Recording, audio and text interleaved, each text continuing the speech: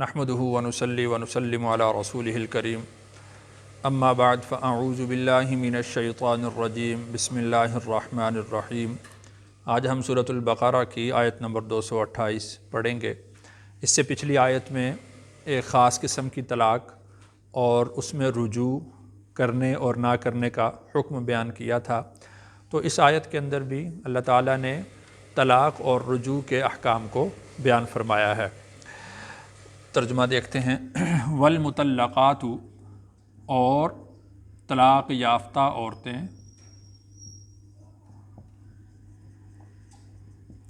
یتربصن، ٹھہرائیں گی،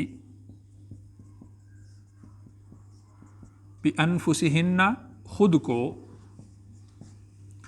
ثلاثۃ قروء، 3 حیض۔ تو یہ عدت بیان کر دی۔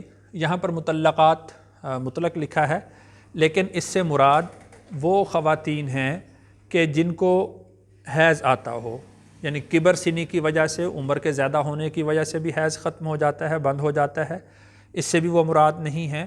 اور وہ خواتین، وہ بچیاں کہ جن کو ابھی حیض شروع نہیں ہوا اور ان کا نکاح کر دیا گیا ہے، تو اس سے وہ مراد بھی نہیں ہیں۔ اور اسی طریقہ سے جو اس وقت لونڈیاں اور باندیاں ہوتی تھیں، وہ بھی اس سے مراد نہیں ہیں، اس لیے کہ یہاں پر جو لفظ استعمال کیا گیا ہے، ثلاثۃ قروء کا لفظ استعمال کیا گیا ہے۔ قرء کا ایک معنی حیض بھی ہوتا ہے۔ اب دیکھیں کہ جو خاتون زیادہ عمر کی وجہ سے اس کو حیض آنا بند ہو گیا، وہ بھی اس میں شامل نہیں ہوگی، اور وہ بچی کہ جس کو ابھی حیض شروع ہی نہیں ہوا، تو وہ بھی اس میں شمار نہیں ہوگی۔ اور جو باندیاں تھیں یا جو لونڈیاں تھیں، تو ان کی عدت 3 حیض نہیں تھی، بلکہ ان کی عدت 2 حیض تھی۔ تو اس وجہ سے یہاں پر جو 3 حیض کا لفظ ذکر کیا گیا، تو وہ ساری خواتین اس میں سے نکل گئیں۔ تو اس سے مراد آزاد خواتین ہیں، اور وہ خواتین کے جن کو حیض آتا ہو۔ تو والمطلقات، وہ طلاق یافتہ عورتیں، یتربصن، ٹھہرائیں گی، بانفسہن، خود کو، ثلاثۃ قروء، 3 حیض تک۔ تو 3 حیض تک وہ انتظار کریں گی۔ اب 3 حیض انتظار کرنے کا مقصد کیا ہے، اس کو آگے اللہ تعالیٰ نے بیان فرمایا۔ ولا یحل، اور نہیں ہے حلال، لہن، ان عورتوں کے لیے، ان، کہ، یکتمن، چھپائیں، ما، جو، خلق اللہ، پیدا کیا اللہ نے، فی ارحامہن، ان کے رحموں میں، ان کننا، اگر وہ، یؤمنن، ایمان رکھتی ہیں، باللہ، اللہ پر، والیوم الآخر، اور آخرت کے دن پر۔ تو 3 حیض ٹھہرنے کا حکم اس لیے دیا گیا تاکہ ان کے پیٹ میں جو کچھ ہے وہ ظاہر ہو جائے۔ مثال کے طور پر اگر وہ حاملہ ہیں تو ان کا حمل ظاہر ہو جائے، اور اگر وہ حاملہ نہیں ہیں تو ان کا حیض ظاہر ہو جائے۔ تو خاتون کے لیے یہ جائز نہیں ہے کہ اگر وہ حاملہ ہو تو پھر بھی اپنے حمل کو چھپائے اور وہ اپنے آپ کو حیض والی شمار کرے، اس لیے کہ حاملہ خاتون کی عدت اس کا وضع حمل ہے۔ وضع حمل کا مطلب یہ ہے کہ جب وہ بچہ جنم دے گی تو اس وقت اس کی عدت مکمل ہوگی۔ اب دیکھیے کہ اگر بالفرض خاتون کو 2 یا 3 مہینہ حمل کا ہے اور اس کو طلاق ہو جاتی ہے، تو اب تو وہ 6 مہینے اس کو انتظار کرنا پڑے گا۔ اب وہ اپنے آپ کو چھپا لیتی ہے کہ مجھے حمل نہیں ہے، تو اب وہ پھر یعنی 3 مہینے گزریں گے تو اس کے بعد وہ آگے نکاح کر سکتی ہے۔ تو یہ اس کے لیے جائز نہیں ہے، اس لیے کہ اس طرح پھر جو بچہ پیدا ہونے والا ہے اس کا نسب مشکوک ہو جائے گا کہ یہ پچھلے شوہر کا ہے یا اس شوہر سے ہے۔ تو اس کا نسب محفوظ رکھنے کے لیے اللہ تعالیٰ نے یہ ارشاد فرمایا کہ ان کے لیے حلال نہیں ہے کہ وہ چھپائیں اس چیز کو جو اللہ نے ان کے رحموں میں پیدا کیا ہے۔ یعنی ان کو صاف صاف بتا دینا چاہیے کہ میں حمل سے ہوں یا میں حمل سے نہیں ہوں، مجھے حیض آتا ہے یا مجھے حمل ہے، وہ صاف صاف ان کو بتا دے۔ آگے اللہ تعالیٰ نے ایسی شرط رکھی ہے کہ ان کن یؤمن باللہ والیوم الآخر، اگر وہ اللہ پر اور آخرت کے دن پر ایمان رکھتی ہیں، اس لیے کہ یہ ایسا معاملہ ہے کہ اس کا حیض آنا یا نہ آنا کہ یہ اس خاتون کو ہی معلوم ہے، کسی دوسرے کو تو اس کا علم نہیں ہو سکتا۔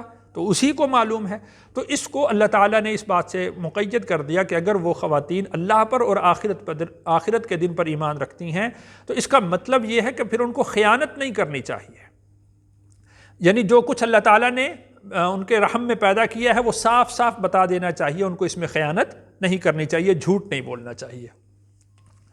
وَبُعُولَتُهُنَّ، اور ان کے شوہر،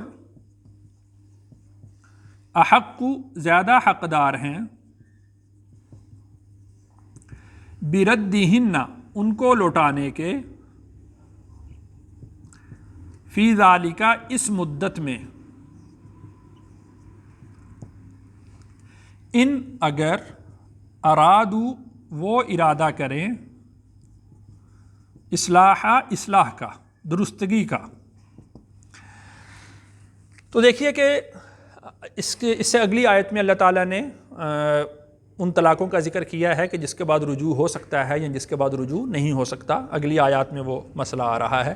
تو یہ سمجھ لیں کہ جو اہل عرب تھے وہ اپنی بیوی کو طلاق دے دیتے تھے، اور جب عدت پوری ہونے لگتی تو رجوع کر لیتے، پھر طلاق دے دیتے، پھر عدت پوری ہونے لگتی پھر رجوع کر لیتے۔ اس طرح وہ 100 طلاقیں دے دیتے تھے اور 100 دفعہ رجوع کرتے تھے، یعنی اس سے خاتون کو تکلیف دینا مقصود ہوتا تھا۔ جس طرح اس سے پچھلی آیت میں جو واقعہ ایلا تھا کہ ایک آدمی قسم اٹھا لیتا ہے کہ میں اپنی بیوی کے قریب نہیں جاؤں گا، اب نہ وہ مطلقہ میں سے ہے، نہ وہ بیوہ میں سے ہے، نہ وہ شوہر والی شمار کی جا رہی ہے، تو اسی طریقہ سے اس میں خاتون کو تکلیف دینا مقصود ہوتا تھا۔ تو اسی طریقہ سے یہاں پر بھی تکلیف دینا مقصود ہوتا تھا کہ جیسے ہی عدت پوری ہونے لگی رجوع کر لیا، پھر طلاق دے دی، پھر عدت پوری ہونے لگی پھر رجوع کر لیا، اس طرح 100 دفعہ طلاق دی اور 100 دفعہ رجوع کیا۔ تو اللہ تعالیٰ نے ارشاد فرمایا کہ وَبُعُولَتُهُنَّ، ان کے شوہر، احق بِرَدِّهِنَّ، ان کو لوٹانے کے زیادہ حقدار ہیں، ان سے رجوع کرنے کے زیادہ حقدار ہیں، فی ذالک، اس مدت میں، ان ارادو اصلاحا، اگر وہ اس سے مقصود ان کا کیا ہے، اصلاح، درستگی ہے کہ ہمارے جو معاملات ہیں وہ صحیح ہو جائیں۔ اس لیے کہ جب شوہر اپنی بیوی کو طلاق دیتا ہے تو طلاق دینے کے بعد پھر اس کو ایک مدت جب گزرتی ہے تو اس کو بھی پھر تھوڑا احساس ہونے لگتا ہے کہ وہ میری شریک حیات تھی، مجھ سے غلطی ہو گئی ہے یا اس سے غلطی ہو گئی ہے، مجھ سے غلطی ہوئی تو میں معافی مانگ لوں، اگر اس سے غلطی ہو گئی ہے تو میں اس کو معاف کر دوں، میرے بچے ضائع ہو جائیں گے۔ اس طرح بہت ساری چیزیں اس کے سامنے آتی ہیں، معاشرے کی طرف سے طعن و تشنیع کا سامنا کرنا پڑتا ہے، تو اس کے معاملات پھر درست ہونے لگتے ہیں، تو وہ کچھ برداشت کا معاملہ اس میں پیدا ہو جاتا ہے، برداشت کا مادہ پیدا ہو جاتا ہے۔ تو اس لیے اللہ نے ارشاد فرمایا ان ارادو اصلاح، اگر وہ اصلاح کا ارادہ رکھتے ہیں تو پھر تو وہ رجوع اس میں کر سکتے ہیں۔ وَلَهُنَّ، اور ان کے لیے حقوق ہیں، مثل الذی، اسی طرح جیسا کہ، علیہن، ان پر حقوق ہیں، بالمعروف، دستور کے مطابق۔ تو دیکھیے کہ اللہ تعالیٰ نے خواتین کے حقوق کی بات کی ہے کہ وَلَهُنَّ مِثْلُ الَّذِي عَلَيْهِنَّ بِالْمَعْرُوفِ، خواتین کے بھی حقوق ہیں جس طرح کے خواتین پر حقوق ہیں۔ یعنی یوں سمجھ لیجئے کہ ایک لفظ ہم استعمال کرتے ہیں جس کو ہم حق کہتے ہیں، اور ایک لفظ ہم استعمال کرتے ہیں جس کو ہم کہتے ہیں فرض۔ یعنی خواتین کے حقوق بھی ہیں اور خواتین کے فرائض بھی ہیں، ذمہ داریاں بھی ہیں۔ تو خواتین کو ان کے حقوق ملنے چاہیے، جس طرح ان سے ذمہ داریوں کا تقاضا کیا جاتا ہے کہ وہ اپنی ذمہ داریوں کو پورا کریں، تو اسی طریقہ سے ان کے حقوق بھی ادا کرنے چاہیے، بالمعروف، دستور کے مطابق۔ یعنی یوں نہیں سمجھنا چاہیے کہ اب عورت اس سے نکاح کر لیا ہے تو اب یہ میری غلام ہو گئی ہے، میری باندی ہو گئی ہے، میں دن کو رات کو جیسے چاہوں اس کو جس طرح چاہوں اپنا حکم صادر کر سکوں، ایسا نہیں ہے۔ وَلَهُنَّ مِثْلُ الَّذِي عَلَيْهِنَّ بِالْمَعْرُوفِ، جس طرح ان پر حق ہیں یعنی ان کی ذمہ داریاں ہیں، اسی طرح ان کے حقوق بھی ہیں، ان کی رعایت بھی کرنی چاہیے۔ تو اس لیے اللہ تعالیٰ نے فرمایا کہ ان کو ایسے معلق نہ کرو، ایسے ان کو تکلیف نہ دو کہ تم ان کو معلق کر کے رکھ دو، نہ وہ شوہر والی شمار ہو، نہ وہ مطلقہ اور بیوہ شمار ہو، تو اس طرح نہیں ہوگا، ان کے بھی حقوق اللہ تعالیٰ نے بیان کیے۔ ہاں البتہ یہ ہے وَلِلرِّجَالِ، اور مردوں کے لیے، علیہن، ان پر، درجہ، ایک فوقیت ہے،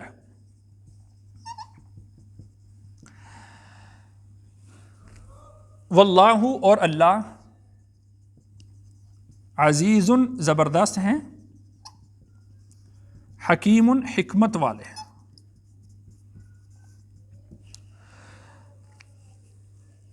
تو اللہ تعالیٰ نے مردوں کو عورتوں پر ایک فوقیت دی ہے، ایک فضیلت دی ہے، ایک رتبہ اور مقام دیا ہے انتظامی طور پر، اس لیے کہ اللہ تعالیٰ نے مرد میں برداشت، قوت، سوچنے اور سمجھنے کی صلاحیت یہ زیادہ رکھی ہے خواتین کی بنسبت۔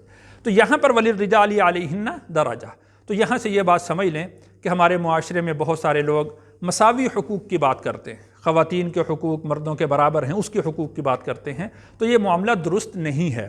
دیکھیے کہ اسلام نے کبھی بھی مساوی حقوق کی بات نہیں کی، انصاف کی بات کی ہے۔ انصاف میں اور مساوات میں فرق ہے۔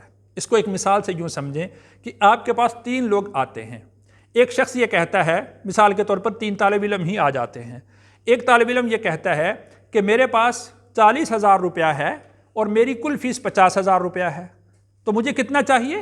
10,000، ہم اس کو 10,000 دے دیتے ہیں۔ دوسرا طالب علم آتا ہے، وہ کہتا ہے کہ میرے پاس 20,000 روپیہ ہے، مجھے 30,000 روپیہ چاہیے، ہم اس کو 30,000 روپیہ دیتے ہیں۔ اور ایک طالب علم آ جاتا ہے، وہ کہتا ہے کہ میرے پاس تو کچھ بھی نہیں، تو ہم اس کو 50,000 روپیہ دیتے ہیں۔ تو یہ انصاف ہو رہا ہے۔ یہ کیا ہو رہا ہے؟ جس کو جتنے کی ضرورت ہے ہم اس کو اتنا دے رہے ہیں۔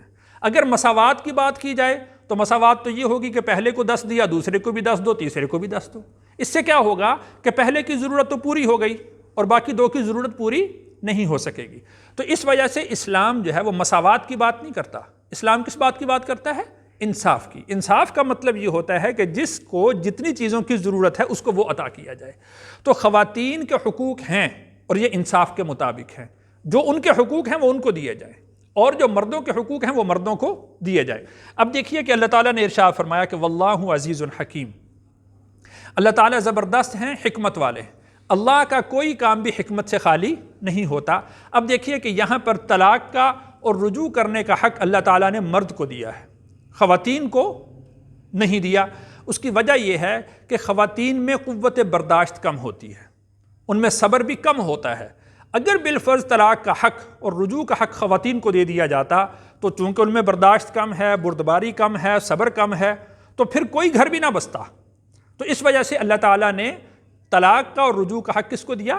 مرد کو دیا ہے۔ تو اللہ تعالیٰ کا کوئی فعل بھی حکمت سے خالی نہیں ہے۔ تو جو معاشرے کے اندر ایک ہوا اٹھتی ہے کہ خواتین کو بھی طلاق کا حق ملنا چاہیے، آپ اپنے معاشرے میں دیکھیں، جب آپ کو کسی جگہ پر اگر اس طرح کا خدا نہ خواستہ کوئی معاملہ ہو، آپ کو بیٹھنا پڑے، تو آپ دیکھیں کہ خواتین کی طرف سے بار بار مطالبہ کیا جاتا ہے، مجھے دے دو طلاق، مجھے دے دو طلاق، مجھے دے دو طلاق۔ لیکن اس کو برداشت کون کر رہا ہوتا ہے؟ مرد کر رہا ہوتا ہے۔ مرد حوصلے سے کام لیتا ہے، صبر سے کام لیتا ہے، اپنا گھر بنانے کی بات کرتا ہے اور اس میں گھر کو چلانے کی بات کرتا ہے۔ لیکن خواتین کی طرف سے مطالبہ آ رہا ہوتا ہے، دے دو طلاق، دے دو طلاق، مرد ہو تو دیتے کیوں نہیں؟ تو اس طرح کے معاملات چونکہ خواتین میں بے صبری ہوتی ہے، ان میں سوچنے اور سمجھنے کی صلاحیت بھی کم ہوتی ہے، اس وجہ سے اللہ تعالیٰ نے اس طرح کے معاملات خواتین کو نہیں دیے۔ اسی لیے اللہ تعالیٰ نے ارشاد فرمایا واللہ عزیز حکیم، اللہ تعالیٰ زبردست ہیں، جیسا حکم چاہیں وہ ویسا نازل کر سکتے ہیں، حکیم حکمت والے ہیں۔ اللہ تعالیٰ کا کوئی حکم بھی حکمت سے خالی نہیں ہے۔ اللہ تعالیٰ سے دعا ہے اللہ تعالیٰ مجھے اور آپ کو عمل کی توفیق نصیب فرمائے۔